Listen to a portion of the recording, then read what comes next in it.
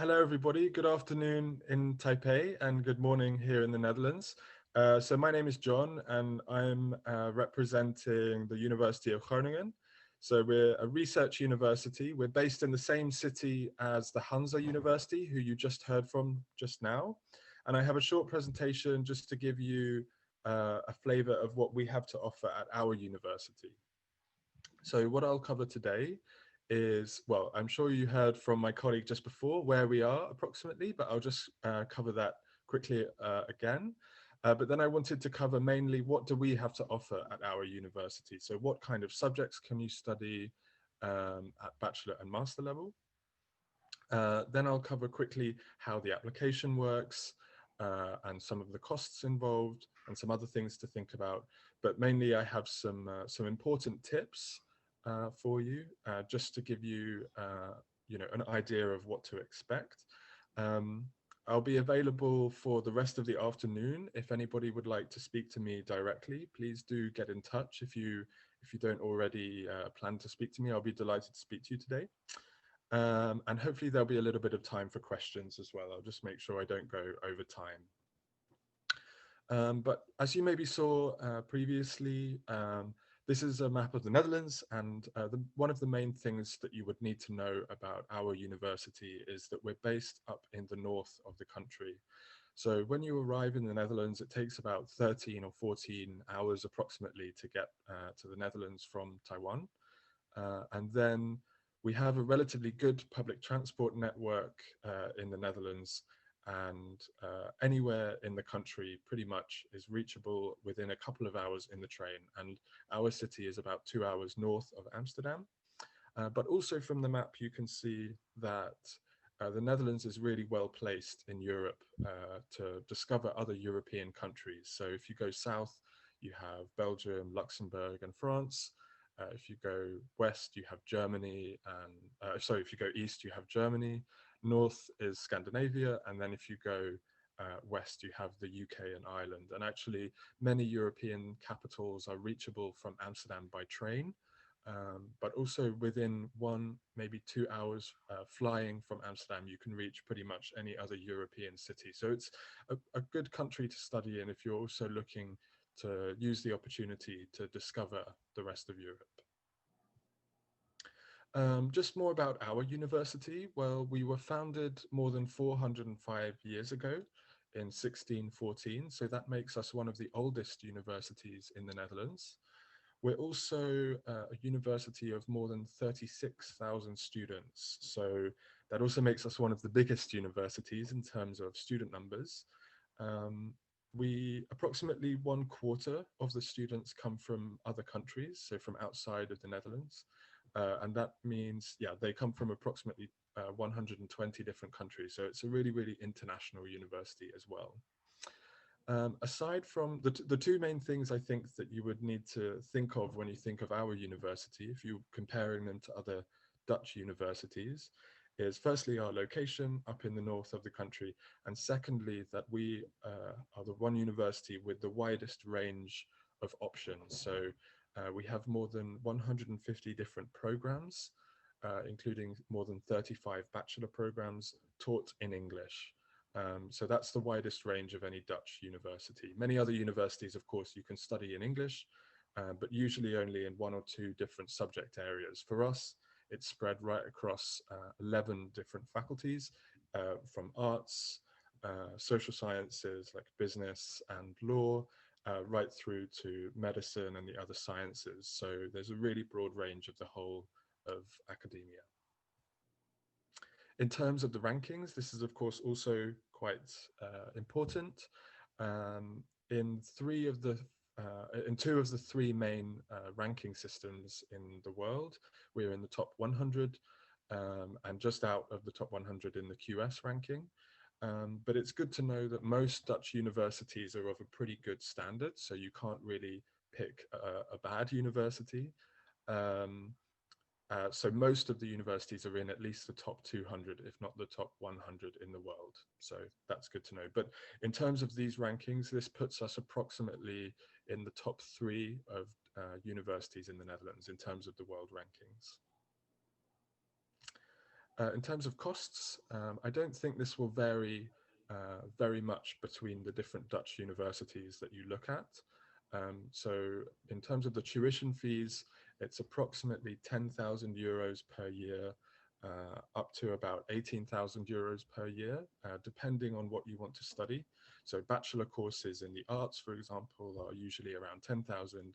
If you go to master's courses in science and engineering areas, then it's more like 18,000 euros per year. The other big cost, of course, is your living cost.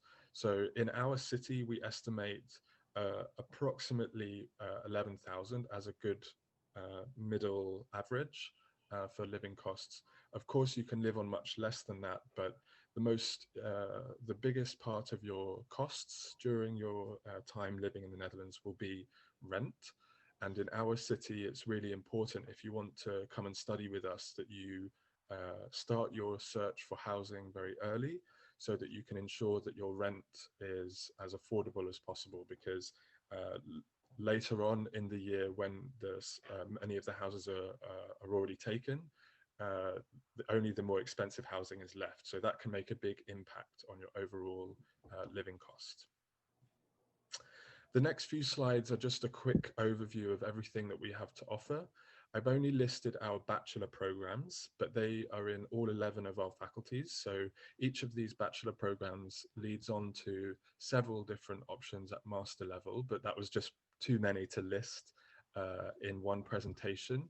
You can take a look on our website, of course, in lots of detail at each of these programs, and also take a look at the master's options in the same fields.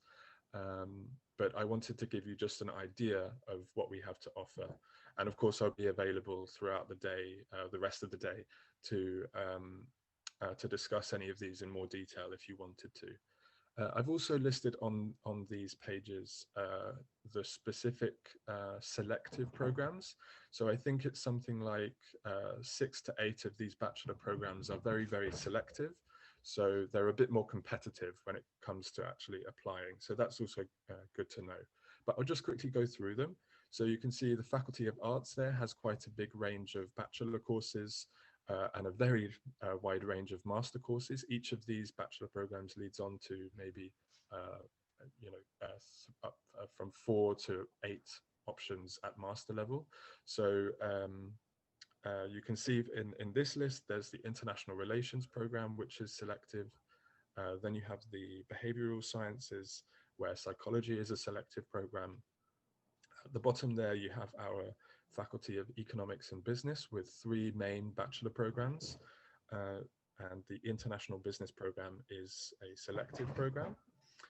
In the business faculty, there's something like 20 or perhaps even more different options for different, more specialized master programs. So if you're interested in masters in business, I'd really recommend taking a look on the website at the range of options that there are, because there's quite a lot of choice there.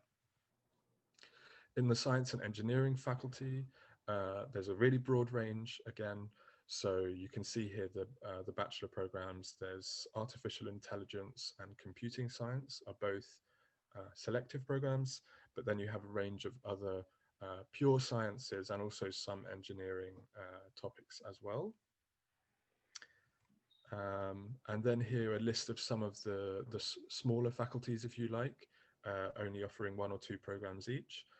You have the law faculty with the international law program.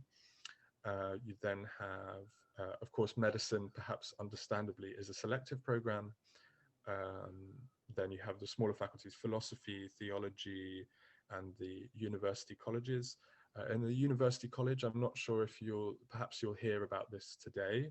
I don't want to go into too much detail with it. I don't think we have enough time for that right now, but university colleges are faculties within research universities where the setup is slightly different. It's a bit more of an intensively academic setting, and all of them tend to be also multidisciplinary. So they allow you to focus on different areas of academia. So hopefully that gives you an idea. I can take if anybody is interested in University College, I can take a detailed question about it later if you like.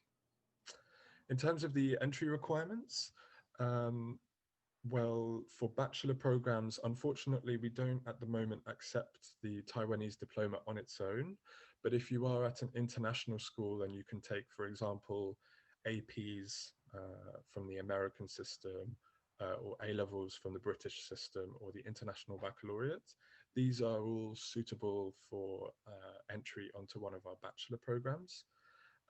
With the master entrance, that's a little bit more vague, actually. So the main thing to know is that we would need a bachelor degree from, well, a Taiwanese university or any other university, but in a closely related field. So that's usually the requirement. It's not the requirement in all cases, but in the Netherlands, mostly, if you want to do a master program, it's usually going to be highly specialized. So we need a bachelor degree in the same field. So that's the main requirement. We actually go through in a lot of detail when we look at your application for a master. So we look at everything that all of the classes that you've taken in your bachelor, and we work out how well suited you are. So it's not really about high grades or being the best student in your university or something, or going to the best universities in the world. We're looking for somebody who's covered as much of the same thing as our bachelor students do, so that you're well prepared for the master that you're doing. That's the main thing that we're looking for. Of course, you also usually need to do an English language test to prove your English language ability. So that's either the IELTS or the TOEFL test. I wanted to point out some of the things that are usually maybe slightly confusing, or some misunderstandings that sometimes come up, just so that you're aware before you go into the process, because sometimes the process is very different to applying to university in other countries. The first thing to know is that most of our courses are not selective. So that means that you just need to fit the requirements, and then you're not competing with the other students applying. Secondly is, and this is a really important one, which I heard my colleague from Hansa mentioning earlier as well, and that's that the application period is actually quite long. So you have until the 1st of May in most cases to apply, but the whole process takes quite a long time. So people who apply very close to the deadline usually find that there's lots of delays in getting a response and in going through the rest of the process. And so that can mean that the process becomes quite panicked, or ultimately perhaps they, for one reason or another, maybe they can't make it to the university. Although they got a place, they still can't get through the whole process in time before the start of the course. So we always say a good approximate time to think of as your deadline would be approximately the end of January. And that just means you have enough time to get through the whole of the process. And another important thing to know is that most Dutch universities do not own their own housing. So housing is owned usually by the local government in the city that you're in. And so there's a separate application for that. And you need to make sure that you arrange your own housing. This slide is really about explaining what it's like once you've arrived. So, and how is it different from what you might be expecting? So one of the first things, I think if we were to ask any Taiwanese student who has come to the university, what was it like and how was your experience? I think the first thing they would say is that it's very intense. So it's not supposed to be too intense, of course, but I think it's more intense than what people were expecting. So it's difficult, it's challenging. It's relatively normal to fail classes here and there. That's seen as a very important part of the learning process. But yeah, it's important that you're still, going through the courses and not failing too much. So for bachelor students, that means that you can't fail more than 1/4 of your first year. So yeah, that gives you an idea of the pass-fail grade is 55%. So hopefully that gives you an idea of what it's like. But you do get lots of support and attentive lecturers who help you. So I think that's probably perhaps even more support because we deliberately make it challenging. We also give lots of extra support, extra classes, study skills help, and that kind of thing. Another thing is that it's very important as a student that you're very active in lessons. So you're not able to just sit in the classroom silently, just listening to information. During classes, lectures or seminars, whatever kind of class, it really requires you to actively participate and contribute your own ideas and your own opinions and that kind of thing. That's a really important part of the teaching. And of course, another thing that makes it very different to studying elsewhere is the very unique Netherlands. So Dutch life is very, very different, I think, to life in many other countries. It's a completely flat country, unlike Taiwan. So everybody cycles around. Cities are very small, which makes them also very livable. So for example, Amsterdam, the capital, the biggest city in the Netherlands, is less than 1 million people.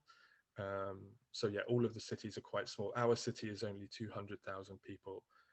So it's a very livable, easy place to get around and social atmosphere. I think you saw the map also of the city already, but I just wanted to tell you where we are in the city. At the bottom of the map there, you have the city center. So all of the faculties you see listed there: arts, behavioral and social sciences, law, philosophy, theology, and the University College. These are all based in the city center. Then you have the Faculty of Medical Sciences just a little bit further away. This is the medical faculty, but also a medical research center and a hospital as well. So it's a very big, building. And then up in the top left of the screen there, you have the Zernike campus. That's also where the Hansa University is, the university just before me. But it's where our Faculty of Economics and Business, the Faculty of Science and Engineering, and the Faculty of Spatial Science is. So on the Zernike campus, you have very modern buildings, and in the city center, you have the historical, older buildings of the university. It looks like they're very far away. They're not, actually. We're, as I mentioned, a smaller city. So it takes about 15 minutes by bicycle to get from the city center to the campus, to the Zernike campus. If you wanted to get the bus, it would take maybe 10 or 15 minutes. So it looks very far away. It's on the edge of the city center, I guess, but it's very easy to get around the whole of the city, actually. If you're in Campus Friesland, which is our multidisciplinary faculty, this is in a city called Leeuwarden, which is about 30 minutes away by train from our city. And yeah, the campus is just a 5-minute walk from the train station. The next few slides are a bit more detail about student life, and I'm not sure I have so much time left. So I'll just ask if we have any questions now. Do we have any questions from anybody before I'll just quickly skip to the most important slide then. And that's firstly to say that I'll be very happy to, well, if there are any questions now, I can take them now, but otherwise I'll be available, well, for the rest of the day there in Taiwan. Happy to take questions from you. A really important thing to know, though, is that next week, we will be holding our online Masters Week. So that is, usually we would have an open day in the city inviting people to come and visit us, which is not possible right now. So we've moved all of that online. And that, of course, means that you guys can also participate, even though you're in Taiwan right now. So throughout the entire week, next week, there'll be presentations from all of the faculties about all of our programs. So that's hundreds and hundreds of presentations. So you can actually attend a discussion like this online in your own time and ask questions very specifically about the course that you would like to study. There'll also be the same thing for bachelors. We had one of those a couple of weeks ago, but there'll be another one of those coming up if you're a student interested in studying a bachelor. But yeah, I think I'll leave it there because I don't want to run over time. I'll just Okay, stop. John, we do have one question from one of the parents here in the room. So 用麦克风，对对对，好。Hello， 第一个我想就是他刚刚说 I will translate the question. Sure. 就是刚刚他说进大学的 requirements， 我第一个问题是他是要求 IB 的 full DP 吗？还是他只要几个 subject？ Okay, her question is that because her son is actually doing IBs, right?